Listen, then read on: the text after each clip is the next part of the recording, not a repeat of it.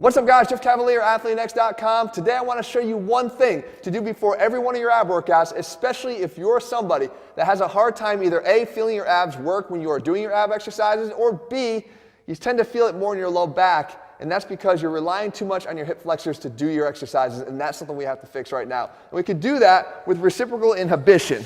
Now this little fancy word is just something that really means if we can activate or contract a muscle that acts on the opposite side of a joint, then the one that we don't want to work, then we can reciprocally inhibit it or at least turn it down a little bit so that the other muscles can do the job. And that's what we're trying to do. If your hip flexors are initiating too much of the movement when you're trying to crunch or do any other ab exercises we'll show here, then what you want to do is try to get them out of the equation so that the abs can do more of the work. And the hamstrings are able to do that because of their function as hip extenders. Okay, what we can do though is also rely on the glutes too, because we know that they can also extend the hip. So what you do is you take this foam roller and you put it back here behind your ankles and up against your butt. And you squeeze your glutes together and your hamstrings at the same time. Everything should be kind of being squeezed up and under. And when we do that now, the hip flexors have to sort of shut down a little bit. And when we have that done, now when we initiate an ab contraction, it's happening more from the abs instead of the hip flexors over dominating. So you want to do a levitation crunch. You squeeze here, okay, keep that in place, and we just lift the shoulders up off of the ground. Just like that. And immediately you should feel a much stronger contraction here in your abs because they're being demanded to work harder. Okay, we do 10 reps of that. Then we come across our body, same thing. Squeeze, come up and twist just a little bit. Up and twist a little bit. Here you go, 5 on each direction. So now you're up to 20 reps. And then finally, we do some kind of a bottom-up movement here. So we squeeze with the foam roller back, and then we initiate the lift. Just like that. Again, with the hamstrings actively engaged here and the glutes squeezing from underneath, the hip flexors can't contribute as much to these lower ab movements as they tend to, and this is where a lot of the low back pain comes from. So we go 10 reps here.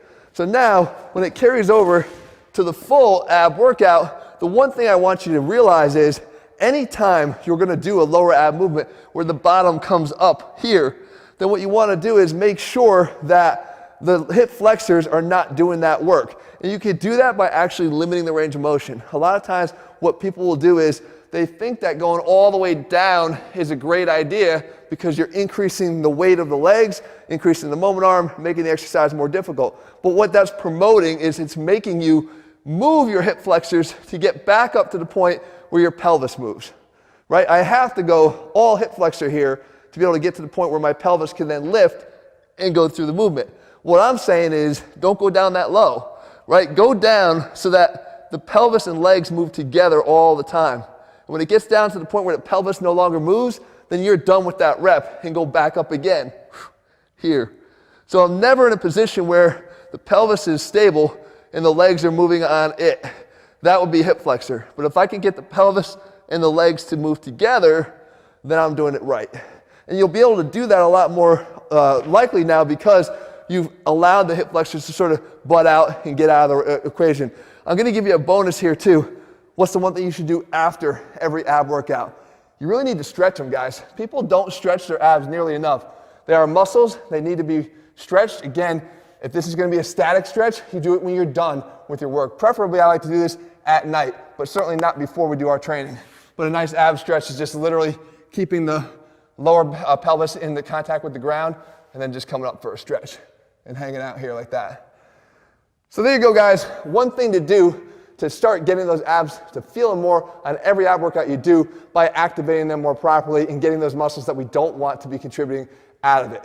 If you're looking for a program that puts the science back in strength, not just on ab training, but in everything we do, head to ATHLEAN-X.com right now and get our ATHLEAN-X training program. In the meantime, if you found this video helpful, leave your comments and thumbs up below. Let me know what you want me to cover here in a future video, and I'll do my best to do that for you in the days and weeks ahead.